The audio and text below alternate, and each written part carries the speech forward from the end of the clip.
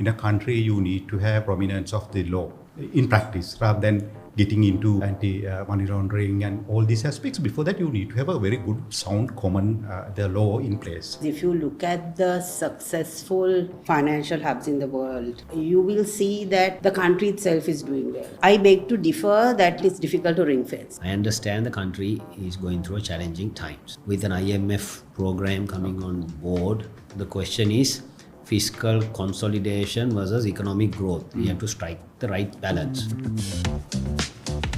Hi everyone, and welcome to another episode of our interview series, Shared Values, partnering with Reshape Europe 2022. The Friedrich Naumann Foundation for Freedom, Sri Lanka office, in partnership with EconomyNext, has put together this wonderful interview series where we discuss, we analyze what are the shared values that the EU has with Sri Lanka. And then we see how can we build on those shared values to make sure that we create prosperity for Sri Lanka. So one of the key areas we've identified as being successful in the EU is in terms of having very prudent financial regulations and governance, and it has made Europe stable and successful, and I think we can work on that as well.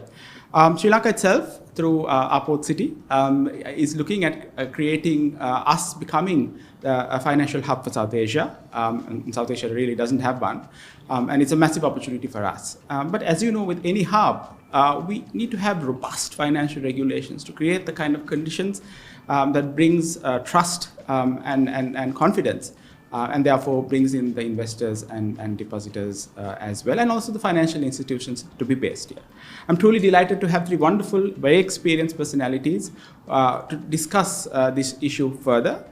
Joining me is Aruni, the Chairperson of HNB, one of the largest private banks in Sri Lanka. Mr. Nandika Buddhipala, who is the CFO of Commercial Bank, basically the other largest private bank in Sri Lanka. And also Thulci Aluwihare, who is the Deputy Managing Director of Port City Colombo. Welcome to all of you. I'm going to start with you, Thulci, because I think the Port City is in a lot of focus. I know that the banking regulations are not really ready yet, but surely you have mapped this against international standards. Unlike, we've been reading a lot in the international media, all sorts of speculation. It will be a regulation light area, anything will go. But I'm sure that we are looking at a much more responsible kind of center as well. Can you elaborate on what kind of principles that will guide the regulation in the Port City? Yeah, thank you, Imran. Quite a pertinent question. See, what we have to realize is there are many IFCs in the world have failed, then succeeded. And light touch regulations is a thing of the past. And I think you said two things, confidence and trust. For international banks to come and set up in Port City, we need to have really robust, progressive and independent regulation and a regulator to suit the needs of the market. Now,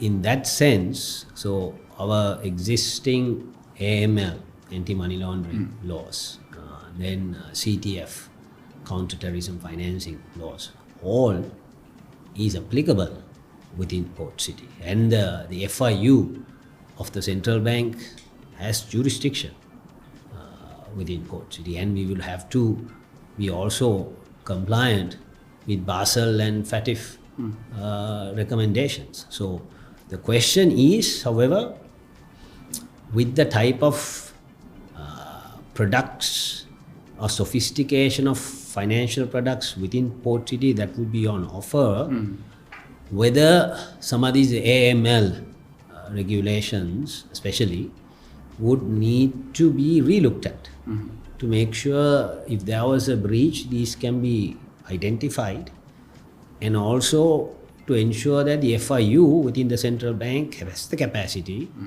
to identify, detect, if at all, and obviously enforce. So nowhere, contrary to some of these comments, nowhere in the Port City Economic Commission Act it says that the existing AML or CTF rules or any other rules which is applicable within the country is not applicable within. For nowhere it says that. So by default it is applicable.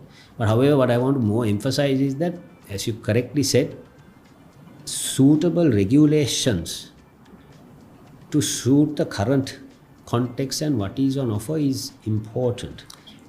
Because, let me give you an example. So globally, internationally, banks look for more principles-based regulations, rules, whereas we are at the moment mostly operating on rules-based. So they look for a jurisdiction whether we are familiar with. Advantage is that we are a common law jurisdiction. Yes. But new laws needs to be drafted under principle-based regulation. The question is, probably both of you can answer later, is that under the existing Banking Act of 1988, can these progressive regulations can be drafted? For Port City, regulations would be drafted under the Port City Economic Commission Act, which means that we really have almost a blank canvas to draft regulations that will suit the market, and these regulations should be principle-based. Absolutely. And also, I think the banking license are issued by the Central Bank of Sri Lanka. Licensing process is still the Central Bank Monetary Board happens. It's just the regulation, banking regulations can be drafted in the Port City Economic Commission Act, so that you will not be limited or restrictive by an old act of 1988. So that's a huge advantage, and I believe that the Port City proposition should not be to appeal to everyone. Absolutely. And offer every product.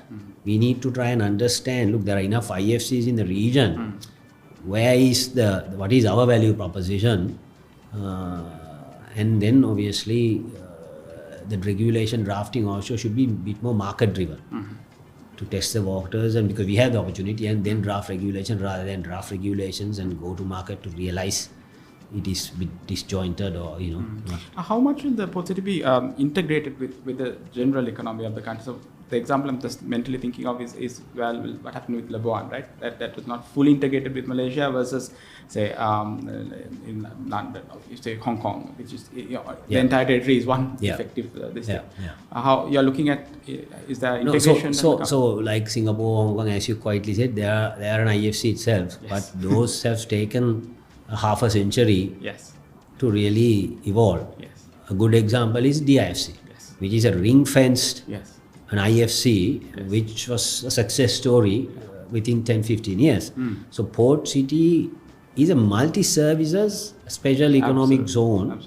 Financial services would be one aspect of it, and it is ring-fenced in sense, right? However, in order to get the benefits for outside Port City in Sri Lanka, the question is, how does that happen? Is purely from supply chain. Because any goods or services supplied to Port City from Sri Lanka is deemed export. And you get remunerated in foreign currency. And at the moment you also see so many people leave Sri Lanka for better opportunity. But within Port City, if we are successful to attract some of the large international banks, multinational companies to come and set up, there will be great employment opportunity created, and all of these employees will be remunerated in foreign currency. And people like yourself, Imran, have spoken to many Sri Lankans overseas. If you create the right economic environment, they will be willing to return. Absolutely, I completely agree with you. Aruni, just come to you now. You've been in financial services for 25 years, and also a large part of it has been also outside Sri Lanka. How do you rate our regulatory regime in terms, with regional regimes, and where can be improved? Yeah. So I will link it to the Port City, to the financial center or the hub we want to create.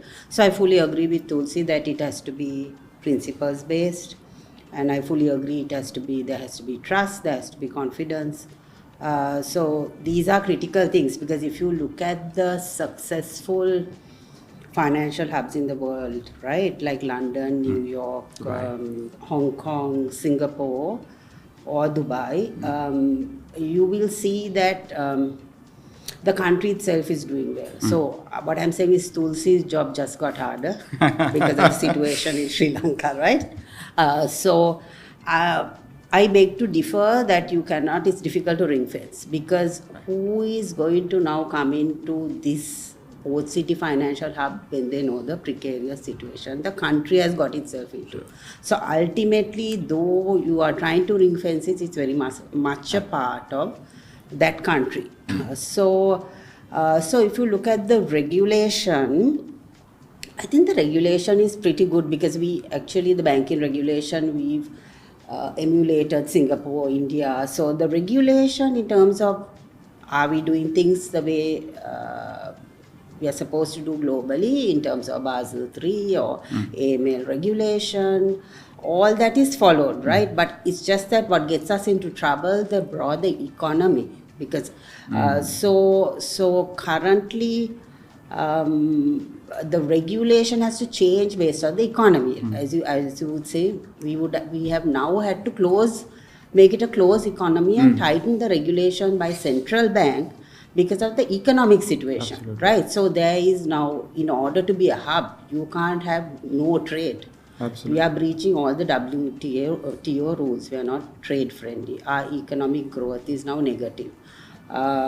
So in terms of ICT and technology growth, now it's going to take a back seat because we don't have investment, innovation. All these things are features of a financial hub. So currently, I would say it's virtually impossible because we've closed our trade windows. We can't import anything. We don't have liquidity. Absolutely. So any foreign investor coming into even the port city will look at how is this country, we are operating somehow in this country, right? Though it's supposed to be ring fenced, but we are ultimately in the country. Is there liquidity for us to get out? Is there confidence? Is there political stability? Is there especially in banking, are there current account restrictions? You can't get money out to and fro from, or are there capital restrictions? Is there transparency in your financial mechanism, exchange rate? Is there transparency in fixing the exchange rate? Right? Because you say investor comes in, he can't even book forward or he can't do anything. Absolutely. Because this is ad hoc decision making, right? It's all due to, in all fairness, it's not the financial services or the central bank, it's due to the country situation. Absolutely. So I think the enablers are the business environment has to be good, the political stability, the economic stability, with the taxation and the cost structure, all that has to be conducive for anybody to come in. Then there has to be the human capital, as you mentioned, the flexibility of the labor force and the legal aspects of labor. Do we have diversity in labor? Do we have an international community? Absolutely. Because if you want to be an international hub, you have to have international people. Absolutely. Right? Yes. And if you want to be a successful international hub, you have to have successful people want to be in a successful place. Absolutely. And the financial sector has to be open. The financial regulation has to be open in every sense, whether it's trade, money flowing out and in, liquidity, stock exchanges. All these are restricted. Absolutely. So all that has to happen. Absolutely. So I think right now it is very, very challenging. But if we come out of this and get all the reforms right, then I think it's a good opportunity because we haven't been able to do it all this time. Yes. Now I think crisis is good. So a lot of things. Yes. Yeah, I agreed. I was just checking a headline on Bloomberg. I think it's the other day that was the association that represents banks in London are warning the government of UK that London risks being relegated to a regional, not even a regional hub, but just one of the domestic markets of one of the countries in Europe. And that's for London, that's a dramatic fall because it is not an international city anymore. I think we can explore the macro environment a little bit later, but Ms. Buddhipala, this issue of our regulations, right? And Thulci mentioned that, and Aruni mentioned that. And I still want to dig that more into that in terms of yes, we may have robust laws, But it comes to implementation, and that's where international bodies look at us, right?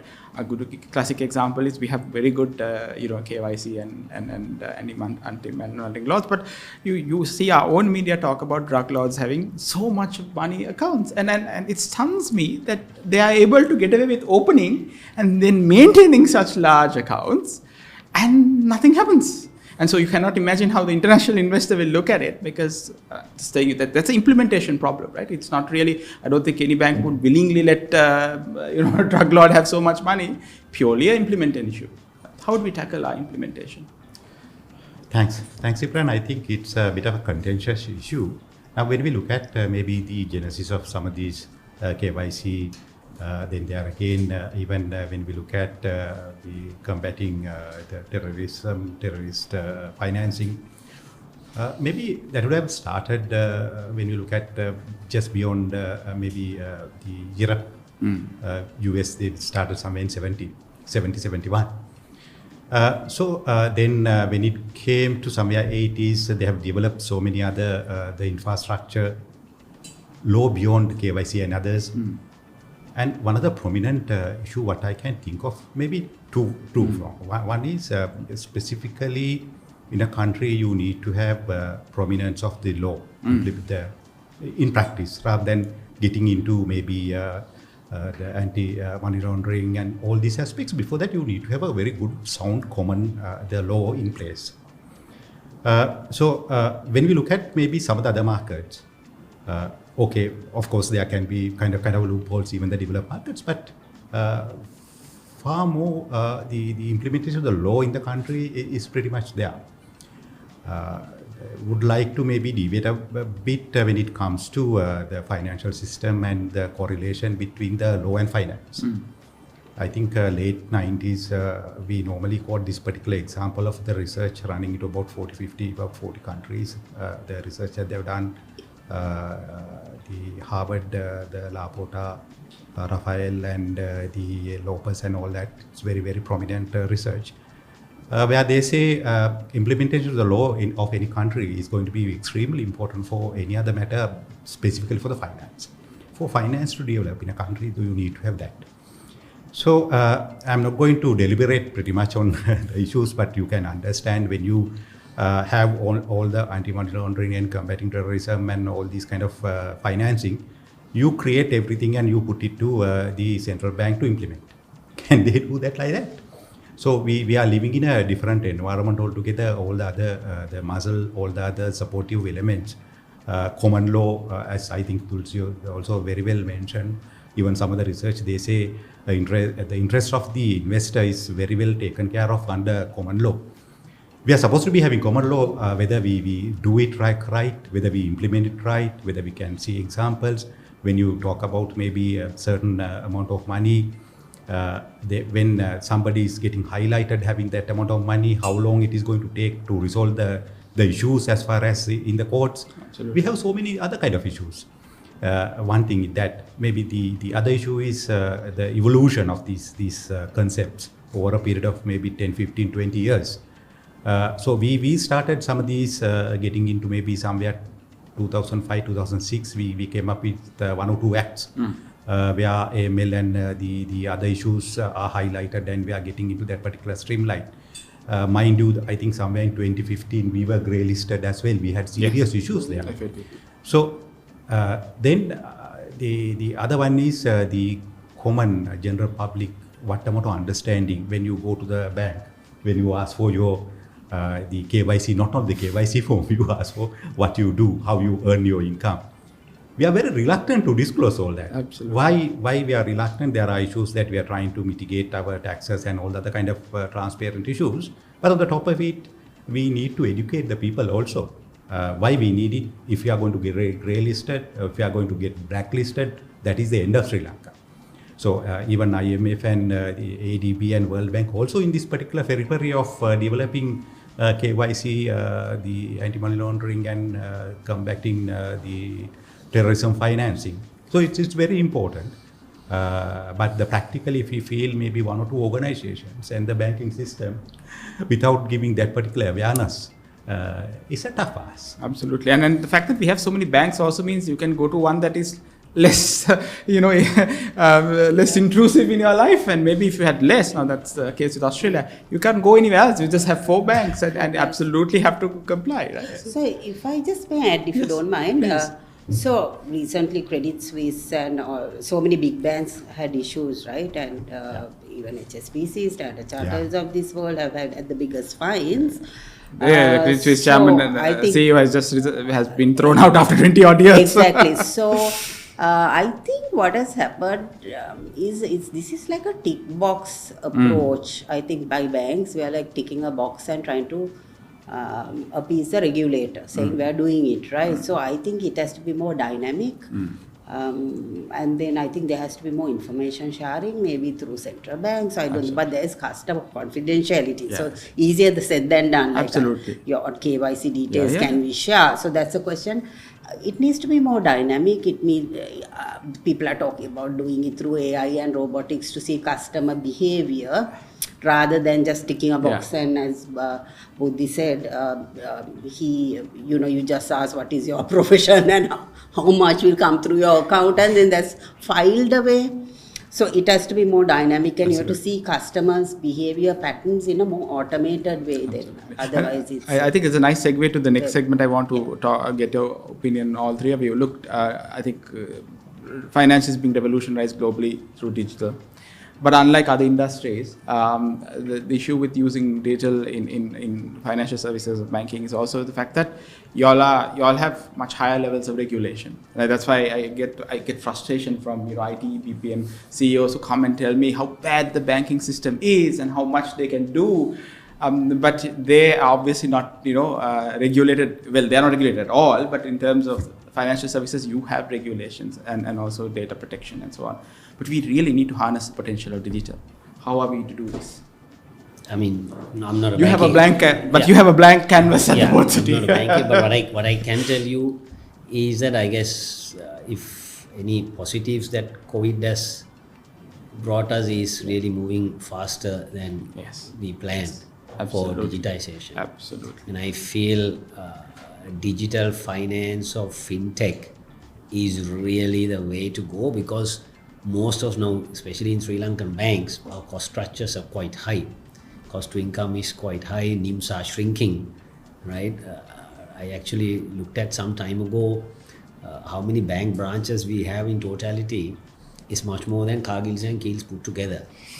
Okay, so I feel... And the ATM network, multiple banks have ATMs so close to each other, it makes no sense. Yeah, so I guess better if you're looking from a customer perspective to reach to the customer, and more inclusive financing is, I think, more digitization is better. But honestly, I personally don't still see many meaningful steps being taken by some of these banks based on my personal interaction with my bank. Quite indictment on the on you all, but you all are taking initiatives. I mean, I can see that, and I think. So you still go to a bank or what? Sorry? You still go to a bank branch? No, I don't. Yeah. Rest my case. I think maybe one of the other issues as far as the privacy is concerned, and then there again confidentiality is concerned, then there again the protection as well as cyber attacks and those kind of issues, still people are having certain issues in their mind. But as far as the banks are concerned, specifically when it comes to not only the private sector, even the SOEs, government sector banks also, they have come up with so many products and so many the alternative ways of tackling this issue. But there again, overarching issue is going to be when it comes to maybe like compared to India, when you have Adan or whatever you call it, then your information is anyway captured, and you have your information captured to Inland Revenue or maybe certain other authorities.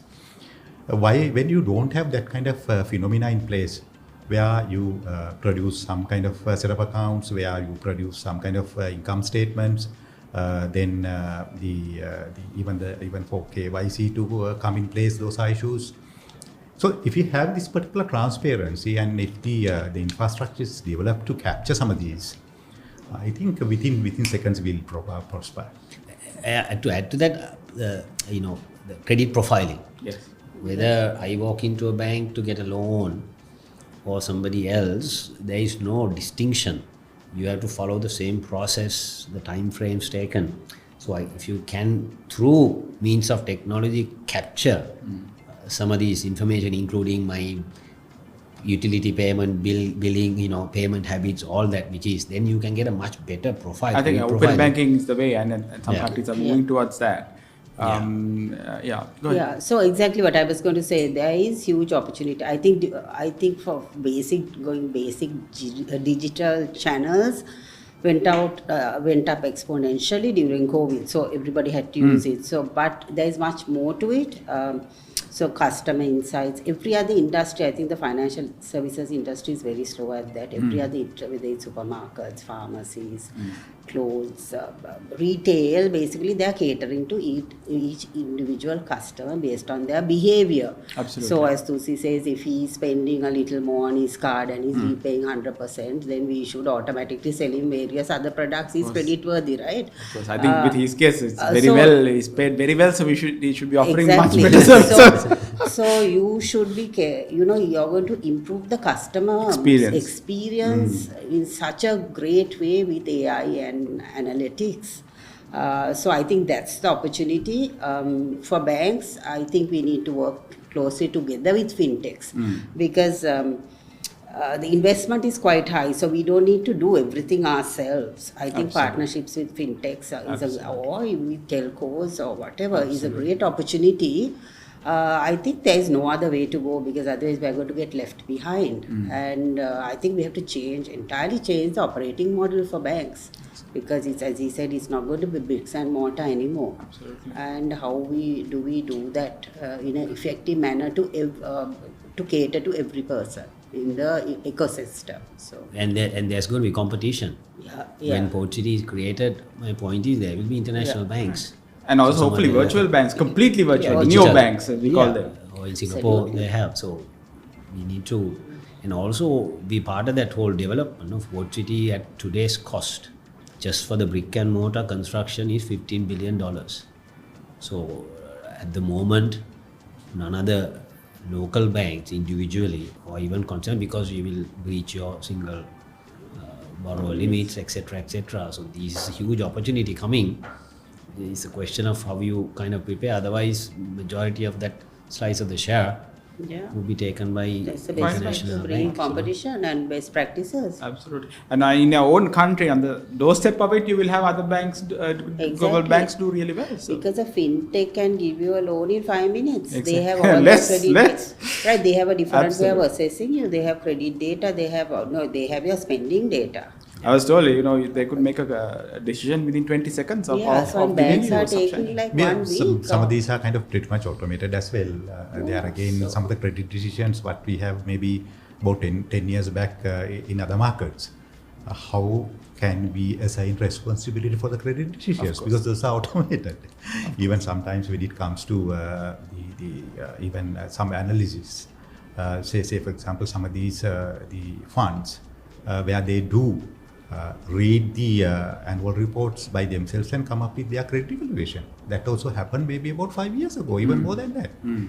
Now the issue is the transparency of all that, and there again I'm going to emphasize the fact that the implementation of the law and they are again capturing data as far as the expenditure patterns are concerned. If you are going to have strict regulations, where not only will give you nothing finally, I mean, so it's cumbersome as well as it's only one particular part of the equation. So all that, if it is going to get captured, your income is going to captured like what most of the countries, including the neighboring India, also having. We need to have transparency in all that. Then there again on the top of it, like when you look at, even though not really Thulci is the expert in the area, but there again, for finance center to develop, you need to have certain other peripheral infrastructure as well as specifically head offices of the most of the organizations also should come down here. And then we need to get connected to the global value chain as well. That's where Aruni also mentioned very clearly, given some of these circumstances might prevent us from going over there, but still maybe the human capital, as you correctly said, Thulci, we might be able to still give it a try. Absolutely. Since the country is whatever, and we can't be keeping away from that, we need to try it out. And as well as like Imran, like you coming down here to work in the Port City.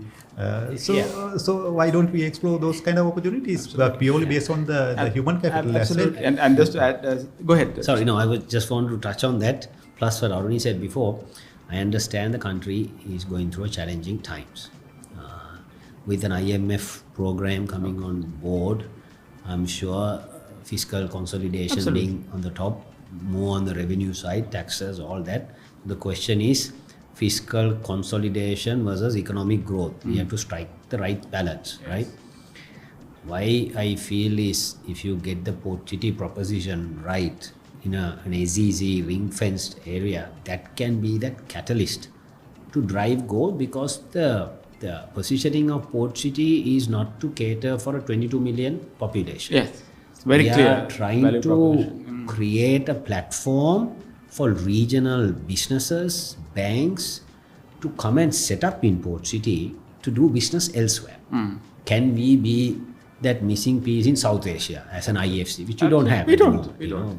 A gift clear, city, was established as a result of a 2005 AZZ law in India.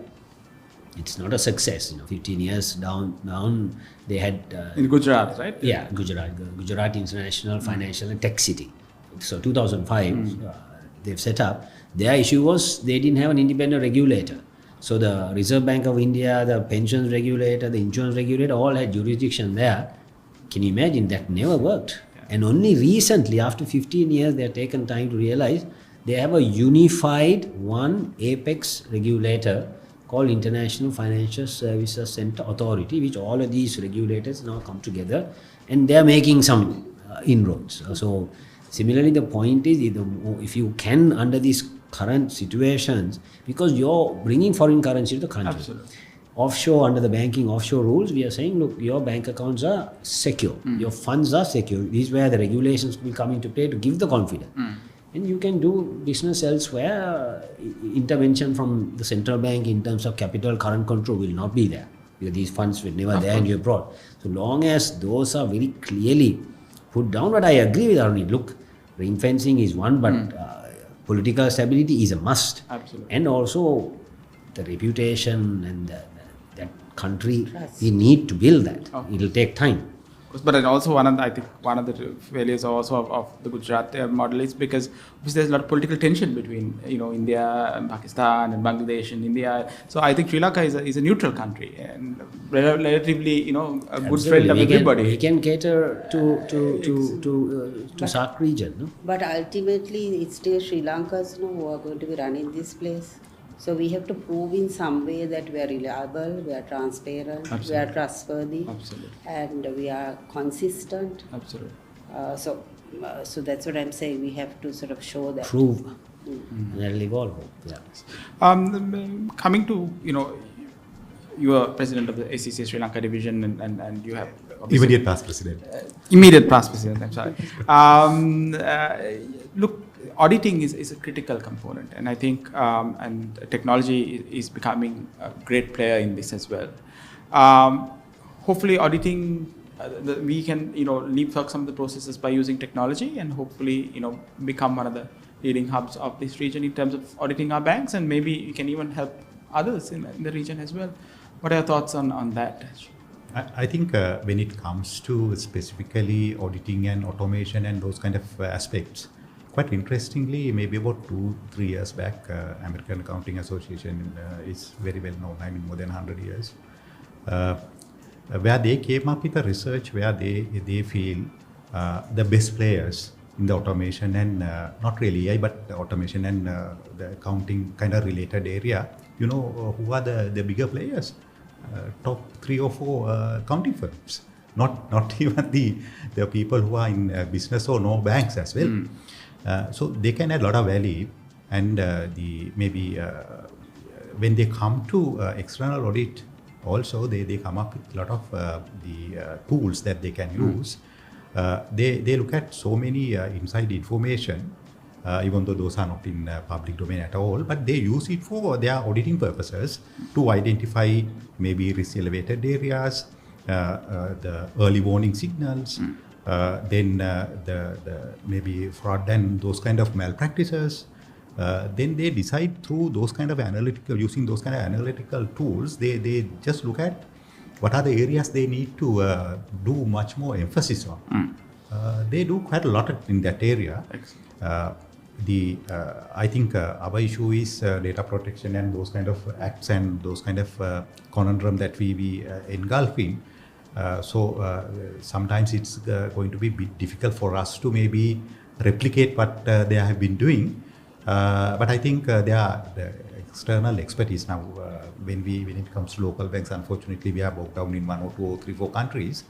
These guys, when they are running in maybe more than 120 countries and then gaining the experiences, I don't like to name the firms. It's going to be bad. So because of that, I mean, they have done so many wonders when it comes to leasing, and new leasing thing came up, and they do a lot of collaboration, and they come up with a lot of AI and automation type of solutions. I think auditing area, they to a certain limited way that they have been adding a lot of value, and sometimes they come up with revelations at the board audit committees and board risk committees, specifically board audit committee. They come up and they talk about a lot of things which really can add value. So maybe piggybacking on some of these, I think if we meaningfully use it, it's going to be very much relevant not only for auditing but even the business context and the strategy as well. That's what I feel. Excellent. Aruni, you have a background in risk management. I really want to ask you on this. Look, we've gone through a lot. This is under tax. Then we've had the whole COVID. Now we have economic crisis. How robust is our risk management framework within our banking system? Is there anything that we can work on in that respect? So as I said before, I think our regulation is quite advanced in the sense that the framework is good. So we and it's paying off now. In fact, because our banks, financial services sector, and the banks have been quite resilient through trying times. Now we are being tested to the maximum right now. So we've never been in this situation. But we started Basel III early in 2013. Then we were implemented much to everybody. All the whole business community was saying IFRS 9 is too early. But we implemented that. So we started looking at expected loss rather than incurred loss, which resulted in higher impairments. Due to this regulation and control, so there was liquidity caps, there are foreign currency borrowing caps. So all those things in terms of principle-based things, all the right thing, which is now paying off. If you look at the banks, well capitalized, right? Except dollar liquidity is a country issue, but other than that, quite liquid. And the DSIBs, as you call it, the systemically important banks, are very robust in terms of all metrics, right? That is possibly going to change because of the severe stress now. So I think the regulation has been pretty strong, which has put us in good stead. And then if you look at the governance structure in banks, there is an integrated risk management framework.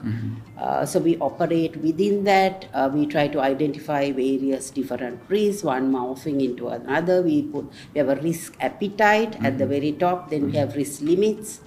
Then we have individual operating limits. So all that is managed, and there is oversight from the board risk committee. And the chief risk officer in a bank reports directly into the board risk committee. So there is independence. So all that is quite robustly implemented by the central bank also. There is a supervisory review process. There is an ICAP process where you do your capital assessment. There is a stress testing within that, right? So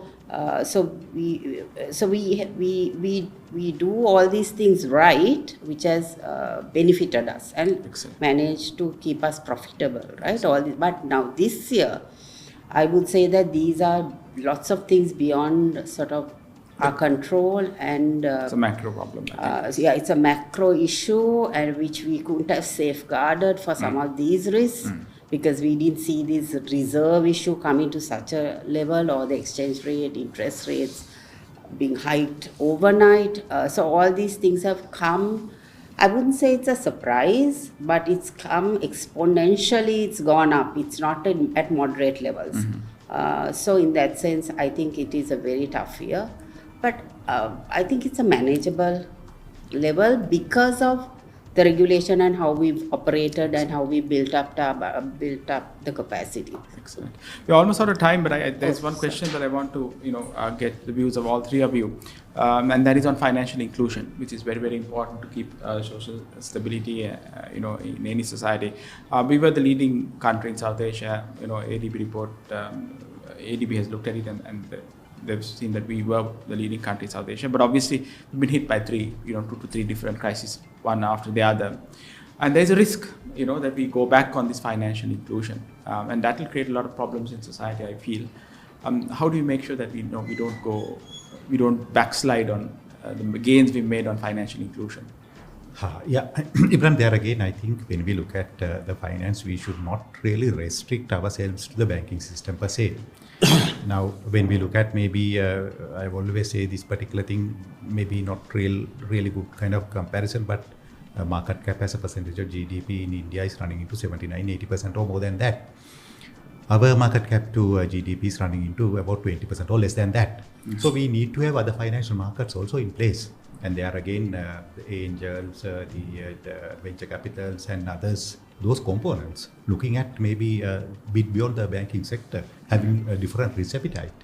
Those are very, very important and the essential elements for the finance sector to develop. We should never think that those kind of IPOs coming in and all those kind of are going to eat into the banking sector. No, that's a kind of a development of the banking sector. We should really develop together.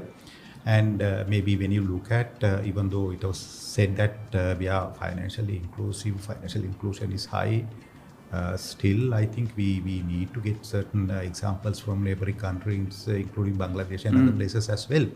So we need to be kind of very much open in our eyes, as well as not only looking at simply the banking sector, we need to look at other parts of the financial market also. Maybe add one small thing to what Aruni said, that normally, yes, we are very good in doing our risks, and we are having the governance structure there. But unfortunate thing is, we never thought that our exchange rate is going to get depreciated by 40, 50, 60, 70, 80% overnight, or maybe within 3 months. And then we never expected our interest rate from 7% to run into 32%.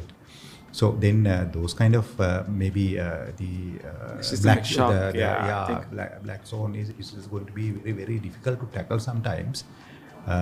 So those issues also should be bear in mind when we look at sometimes this kind of high interest rates. A couple of times in our life we have gone through. Can you remember? 80s. Maybe about 25 years back we have gone through similar kind of thing. And then I was sitting other side of the equation, and we were fighting with each other. So time to time we come into this, and we need to be mindful of the fact that developed markets, I can remember maybe about 4 years back or 5 years back, maybe some internal document movies, what they say is if interest rate is going to get doubled, that they were talking about 3% to 4% or something, 5% or something. The NPA, they are using empirical data. What they say is NPA is going to be double. So that is increase of 2-3% in those markets. Ours increase of maybe from 7-8% to 2%. What we can expect. So those are the things need to be a bit mindful as well. Sure, Aruni, Thulci? I have a different perspective on this. I'm not too sure when you say financial inclusion, what exactly the definition of it, because if you access to different way, so if you look at access to credit, if you look at the doing business, World Bank, I know it's discontinued now.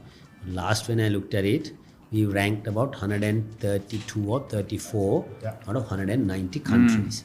And India is 25, for instance. Cambodia, which ranks about 140 or 44 in doing business, they rank 25 in access to credit.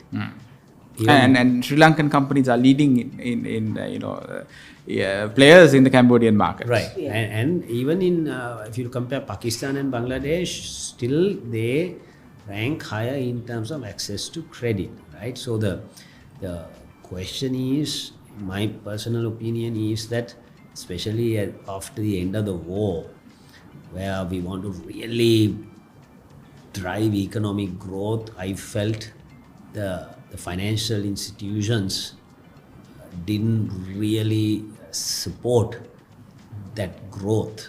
That because supporting entrepreneurship and SMEs is a must. We have about a 65-70% informal sector.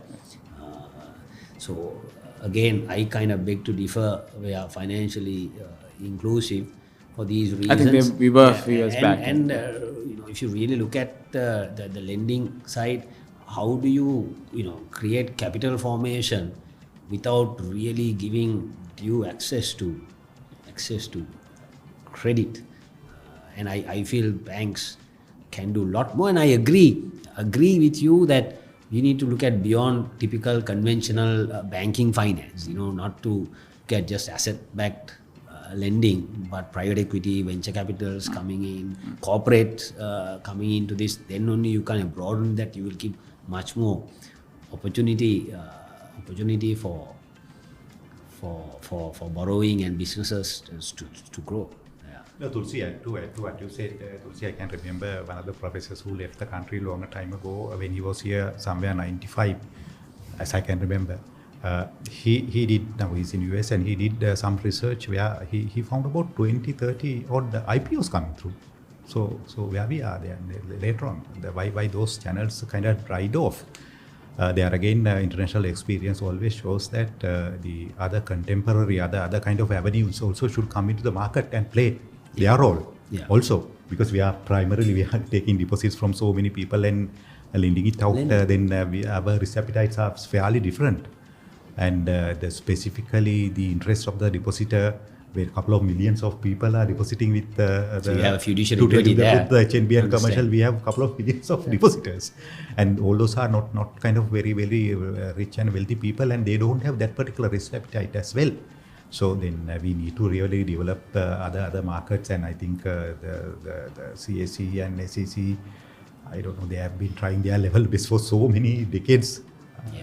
So I think we can do much more. Both are right actually, because there is an informal sector, formal sector, and a semi-formal sector. So we need to bring that all under the regulation and crib, and so that we have data so that we can lend. But I agree we have to do a different kind of lending for these guys. We can't sort of, banks can't analyze them the same way that we do people who have balance sheets and all that. So we are trying to do that kind of lending. So it's too stringent for this kind of category. But to support that, Thulci, you need a credit information bureau. You need other data, digital, where you can identify people, where you can identify their total debt, because we don't know where they have borrowed. Absolutely. Right? Their debt burden. So all those things as a need, and you need a sort of the regulatory environment. So and he's right, you have to bring all these people together. I think they're all helping, but to ensure that customers are treated fairly, not overcharged, because we also need these other players, because for us it's a huge cost to go to these guys, right? It's a huge cost, but community-based lending and all is not such a big cost. Absolutely.